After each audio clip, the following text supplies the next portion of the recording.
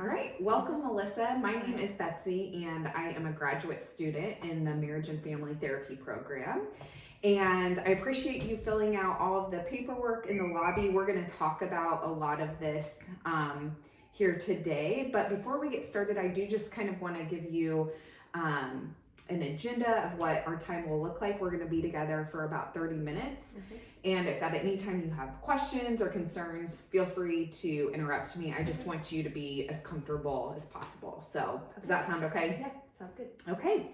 All right. So again, we're going to start out. I'm just going to go over a few kind of housekeeping administrative things that we have to talk about with all of our new clients. So we'll start there.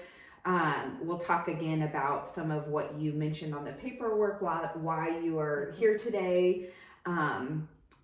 Perhaps set some goals for future sessions. We can determine if future sessions are something that you want to participate in. It's okay if it's, if you feel like this isn't a good fit, but we can kind of explore that together over the next 30 minutes. And then again, if you have any questions at any point in time, then just feel free to ask, okay? Does that sound all right? Any questions before we kind of get started? No, not yet. Okay.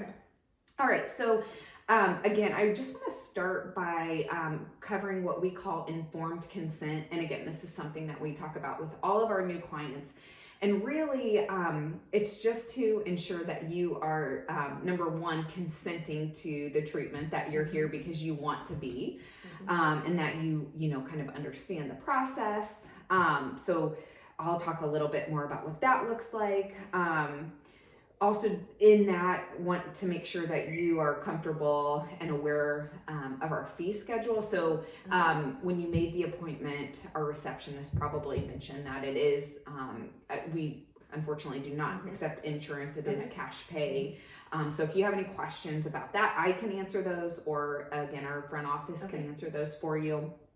And then the third piece is confidentiality. So we just want you to be aware of when the information, or times when information that you share with me today may be shared outside of this room. So the goal is, and overall, what you share today is, won't leave these four walls. It's safe and protected with me, but there are some situations where I do have to breach that confidentiality. And so one of those times is if I suspect child abuse or elder abuse. Another one of those times is if you express that you intend to do harm to yourself or to someone else, then I would have to break that confidentiality. If for some reason the court system got involved, which again, I don't anticipate that, but if they, summoned information, then we do agree to, those legal kind of requests. Or if you sign a release of information, say you want a close family member or friend to have access to your records, then you're more than welcome to sign a release form and we can get that information out at that time. I did mention that I was a student, which that means that I do report to a supervisor, and as a part of kind of the education process, the supervisor will often look at our work and our clients, and really, again, that's for them to provide guidance for us so that we can provide you with the best care. So as you know, this session is being recorded. And so there may be a situation where the supervisor would review that recording. So does that sound okay? Yeah. Anything that I mentioned, any concerns or questions? No concerns. Okay, yeah, perfect. Okay. All right, Melissa. Well, again, thank you so much for filling out the paperwork. And I did have a chance to review what you've shared here, but I would love to hear kind of in your own words why you wanted to come to counseling, why, what brought you in today. Again, just would love to hear more about that in your own words. Yeah, sure. So I've struggled with anxiety for a long time. I would say since my early 20s is when it really started. But recently I've been trying to pay more close attention to my triggers and what's causing the anxiety. And I've realized there's a connection between like health and anxiety. So whether it's like myself or someone in my immediate family, if they're feeling unwell, I'll start spiraling and jump into conclusions, and it will just cause more anxiety for me. Or I will even see, someone else that I know. For example, one of my friends, she just lost her twin sister, and it was very sudden. She's my age. She was ill and then gone within days. And so things like that then just start causing me more anxiety, like on how, quick health stuff can happen, and just assuming like, oh, if it happened to someone else, it could happen to me, and just worrying about things like that. Sure. Yeah. Well, I'm so sorry to hear about your friend's twin sister. That sounds like it was a tragic situation. Yeah. I'm so sorry to hear that. Okay. So that, everything that you're sharing, so what I'm hearing is you have anxiety kind of tied to health related issues, and those could be in your family, or they could be just things that you hear about, or if you know someone. Is that right? Yeah, like even if it's like the news, or I'll get on Facebook and it's someone sharing something about someone they know, so I don't even have to be connected in any way to the story. And like sometimes I feel like there's periods of time where I just hear a lot more stories, and so then the more and more I hear or see, the more overwhelmed I'll get. Yeah, well, the fact that you're able to identify that that's a trigger for you just by hearing of stories, or seeing things on social media, that's really important. That's a really that level of awareness is something that's important, and something that we can include in our treatment plan and in setting some goals. You did mention that your anxiety started early on, and so I'm curious, does that was that anxiety when you first noticed that, oh, I'm feeling anxious, was it also tied to health, or was that unrelated? I think sort of. It happened right after I graduated college. So I think the anxiety was actually just triggered by like life transition. Like I was still trying to figure out my job, but I knew like I was getting, bumped off my parents' insurance, but I had bills coming up. So, and there was like a relationship issue during that time. So I think that was what was the actual trigger for the anxiety, but I had never had anxiety, and so it caused physical symptoms in me, which I then started spiraling, thinking like something else was wrong. Because I just didn't know anxiety at that point, or hadn't like really heard much about it, or knew the physical aspects. So I was like having the racing heart, and it did end up sending me into a panic attack where I had to go to the ER because I didn't know it was a panic attack. So I like thought something else was happening. So yeah, I guess like that did then kind of trigger it. And I feel like from that point, anytime, like anxiety for me just is very physical in general. And so I think that I do, I don't know, kind of get overwhelmed or start spiraling. Like, is it anxiety? Is it something else? Like, what's going on? And so it's hard for me sometimes to like pinpoint that. Yeah. Have you ever been on medication for your anxiety? Yeah. So so after all of that, I then, I got referred to a cardiologist. Like they did all the checks and balances to make sure it wasn't something with my health. And then kind of came to the conclusion, like, I think this is anxiety. So I did go on medication then. And then, after a time, I can't remember how long, like a year or something, I don't know, I kind of dwindled off of it. And so I've been like off and on with the medication. And I am currently on medication. Okay. But yeah. And I know, tell me again when you said kind of the onset that you noticed I'm having anxiety. You mentioned college. So about what age were you? So it was the summer after I graduated, so I was 22. 22. Okay. And you mentioned anxiety in you kind of manifests in physical symptoms. Mhm. Are there any other what, I guess, let me ask you this way. What other ways is anxiety kind of interfering with your day-to-day functioning, or is it? Yeah, I mean, I think I will just like get lost in my mind and in my Mhm. thoughts and not focus enough like on the present because I'll just be like worrying and spiraling and Okay. thinking of other things that aren't even really necessarily relevant or Yeah. happening. But I like my mind just goes there. And then I'll get the rapid heart. I'll feel like lightheaded. If it's getting really bad, I'll get like really hot, like sweaty. Like I think my blood pressure starts like I'll about pass out. So like a panic attack for me is like passing out. Okay. Like that's kind of how mine manifests. Yeah. Okay. When you are on the medication, do you find that helpful? I do. It does definitely help, especially with the escalation of the anxiety, like turning into panic. I feel like it takes away more of the physical symptoms because I think the physical symptoms are what really gets it rolling and me like getting even more anxious because of my body like getting triggered. And I do feel like it helps not have as much like racing thoughts.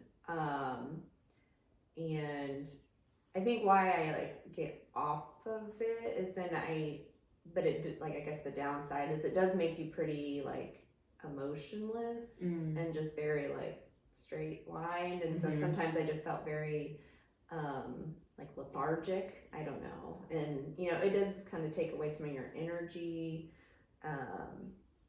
Your like libido, like stuff like that. Yeah. And so there's like just been periods of time where I'm like, I think I can get off of it, and then I will, and then if it like comes back, then I'll get back on it. And so just trying to kind of find like the balance. Yeah. But okay.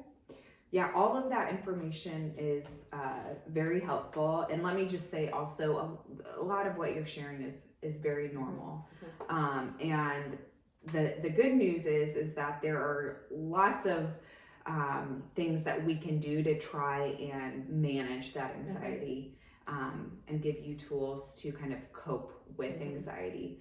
But I would love to hear kind of what your goals are. You mentioned that medication helps, but you don't necessarily like how it makes you feel. You mentioned that there, with your anxiety, there's physical symptoms, but then also there are some maybe like mental and emotional manifestations too, kind of jumping to conclusions and getting lost in your thoughts. So tell me some of your goals of getting therapy and treatment and what you would like to see through this process. Yeah, I think for me it would be learning how to like intercept my thoughts and like rework how I'm thinking. Like if I see something that about health or whatever that would normally trigger me, like know how to like step away from that and not keep spiraling. I think that's the main thing, just like kind of how to like rework my brain and my thought process, staying more present, recognizing my triggers quickly so that it doesn't get worse. And how do you feel about staying on medication? I'm good for now. Okay. So just so I can ensure that I'm getting this right, you essentially want to, if you are triggered, know how to kind of learn how to kind of take those thoughts and be able to stop them or maybe redirect so you're not, and again, these are my words, not yours, so tell me if I'm off here, but maybe not be just consumed by anxiety if for some reason you were triggered. And I know you mentioned health. Is there anything else that is kind of causing you anxiety, or do we want to just focus on that health anxiety? Yeah, I think it's mainly health. I mean, definitely, like anyone, if there's any kind of like life changes Mhm. or anything like I think I'm a person that really likes control and being in control. So Mhm. when things go away that I'm not expecting, like that could always cause some anxiety. Or like I am more of an introvert, so if I have to do like public speaking or anything like that kind of will cause me to be anxious, but not as bad as like the health stuff. Okay. I think that's more like normal anxiety, Okay. like nervousness versus I guess the anxiety. Sure. Okay. Well, we can certainly start with health anxiety, and then if time goes on and you want to explore some of those other triggers, we can certainly do that. Okay. So with that goal in mind of kind of managing and getting the health anxiety under control, again, there are a lot of kind of approaches. One thing that comes to mind is something called cognitive behavioral therapy, and it really helps you kind of with that mind, body, behavior connection. Again, just manage that and change your thoughts around trigger, things that triggered you. So there's several exercises that we can do. In fact, I'm going to send you home with kind of some homework today that you can start working on right away. Also, something that I'm thinking that could be helpful for future sessions is for you to start writing down and maybe journaling when you're experiencing health anxiety, so we can take a deeper look at those triggers and see if we can make adjustments around those circumstances. And so I'm going to grab that paperwork for you, and I can kind of go through that with you. But again, if journaling is something you'd be willing to do, especially at times when you're feeling anxiety around health-related issues, then that would be helpful as well. I'm really hopeful that all of what you mentioned is very normal, and there is evidence-based research that demonstrates that we can help out. So excuse me. I know today kind of flew by. It was a shorter session, but do you have any questions, concerns based on what we talked about and kind of our goals and kind of the plan moving forward? Like how often do you think like we should meet? Yeah. So based on the information that you were sharing, so cognitive behavioral therapy tends to be brief. So we should be able to at least give you some tools in 2 or 3 sessions, maybe 4 or 5, depending on kind of how it's working for you, and if we need to change course, that's okay too. Again, there are a lot of ways that we can think about addressing your anxiety. Because cognitive behavioral therapy is so well researched and shows really great signs for clients who do engage in it, I want to start there. But again, if we need to redirect, we can do that, and that may result in additional sessions. And so I think I'd like to see you back in maybe 1 or 2 weeks, depending on your schedule. And then again, as we kind of go on, we can make adjustments, or if CBT, cognitive behavioral therapy, seems to be working for you, then we can, reevaluate at that point. Okay. Yeah, that works. Does that sound okay? All Yeah. right. Yeah. Any other questions? I think so. Thank you. Yeah, thank you so much, Melissa. Enjoy the rest of your day. Thank you. You too.